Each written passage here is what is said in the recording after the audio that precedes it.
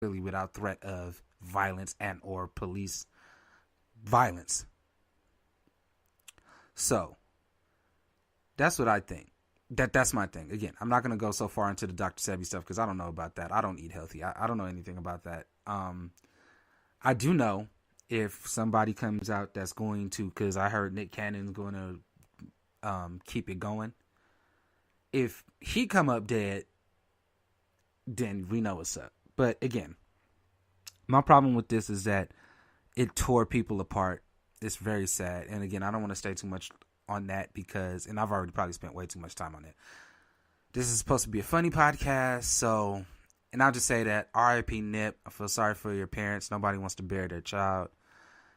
I can't even imagine what that pain feels like, to bury a child, to bury a husband, to bury a brother. Just keep that family in your hearts, and if nothing, take from his teachings and lessons and try to implement that into your neighborhoods and do better. Okay, moving on. It's been a lot happening since I've been gone. Yeah, I know I always say this, guys. I'm sorry, but this is supposed to be a weekly show, not a every other month show. And just I was going through shit. My car broke down, so anything I had to do out of town that kind of fucked me on that.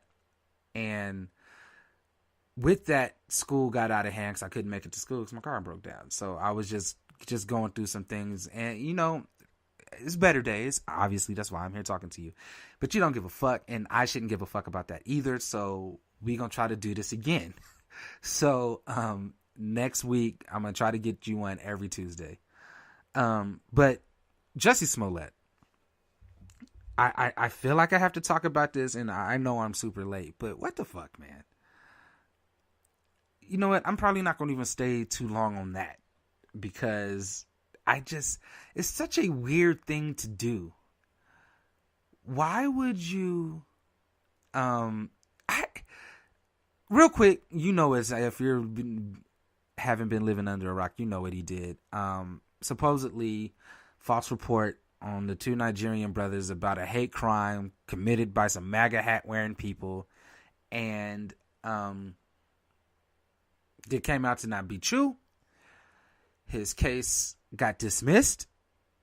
Chicago thinks it's some funny business, so the feds are looking into it. It's like a bad episode of Empire. That Empire got to his head because I'm thinking he was like, "Oh, Cookie will get me out of this, nigga." I just Jesse, what the fuck, dude? You what's the word? You police patted yourself. What's that white lady that called the cops on the barbecuers? Like I'm not, even if that did happen to me, you from the hood. You know what? I don't know where you're from, but you don't call the cops. They don't help us. You thought you was just too famous. So anyway, that was silly. That was stupid. And I hope he learns from this and does better. I hope a lot of shit been going on. Aunt Becky paying for her kids to go to college. Now, this I don't really have a problem with. And I know that's not going to be a popular opinion because that is effectively taking spots from kids who probably deserve it, kids who don't have the money. But I know for a fact, if I'm somehow make it and I become wealthy, like pay for my kid to go to school wealthy, I'm going to donate every fucking thing. Like, I want him to succeed. I want to put him in a position, that's the point, to bring wealth into your family. So I have more of a problem with the administration, right? The admissions people. Like, that's not the parents' fault for like trying to better their kids. That's admissions for accepting it. Now, I don't know, and I know they all pleaded guilty, the mothers or whatever, but I'm not sure why the administrators don't get in trouble. Whoever's in control of admissions, shouldn't they be? And I don't know if they have. I haven't read about it or whatever. And I'm sure if I figure that out, I'll come back and tell you guys. But that's crazy. Like, I just, it's so much, the world seems like it's falling the fuck apart. So on that note, let me see how much time I got. Hold on. Okay, looks like I got about 20 minutes here. Smoke break. And I'm sorry if this is not my best work. We're going to get to it. I got to get, if they say if you don't practice the skill, it will leave you or whatever. Lose it. Use it or lose it. That's what they say. And taking so much time off between podcasts have not been good to me. But, I'm not going to stop. And for all you guys listening, I'm glad you fucking rocking with me. Thanks for being... Oh, my Universians. I missed you guys. So, okay. Smoke break. This is what I'm smoking. I have some hardcore OG. And then... I'm not going to use the bong today. I'm going to use some of this... I got some Skittles crumble. Going to throw the crumble on top of my hardcore flower. And then... we're gonna smoke to peace and love and just being one collective with each other in the universe and all that great stuff I love. So, here's to peace and love, guys.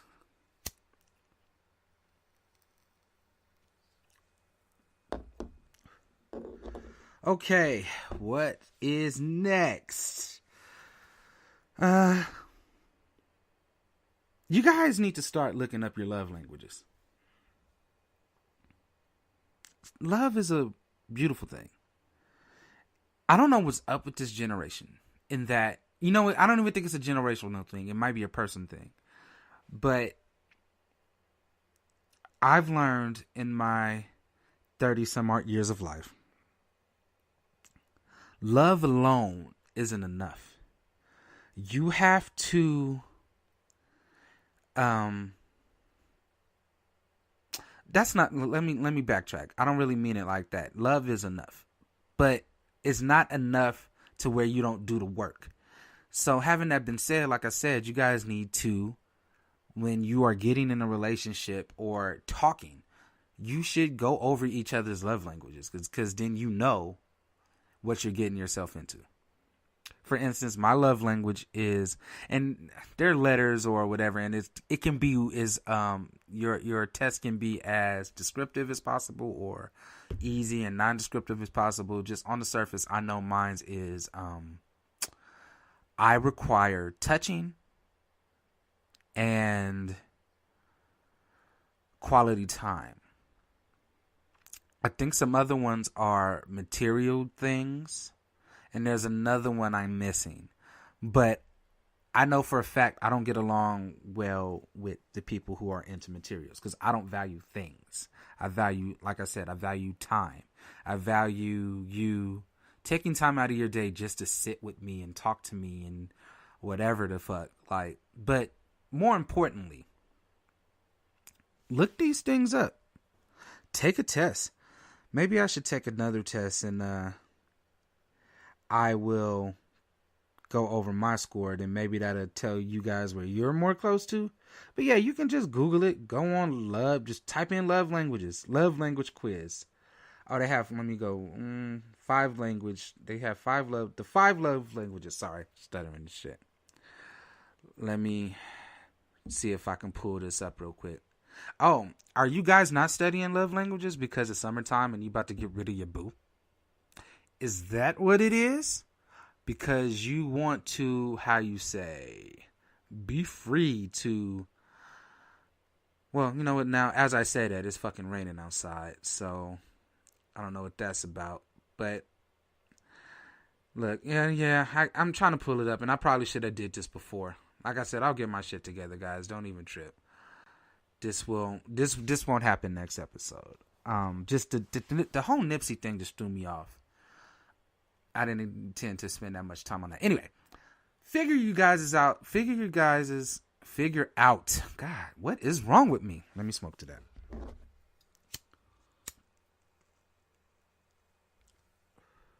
Figure out you guys' love languages. Talk about that shit. I was listening to Will Smith. he was talking about him and Jada's relationship. And then he just said, like, he came to her and said, I give up. I can't be responsible for your happiness. What should happen instead, and I'm paraphrasing, you can go look up the quote, is two people should be externally happy and internally happy on their own merit by themselves. And then bring that happiness to share with one another. I fuck with that hard. That's the smartest thing I've ever heard. Because I think a lot of times people get in these relationships and think, this person is upset. They're unfulfilled. Maybe it's me. Maybe I can do more. You can't. There's nothing you can do.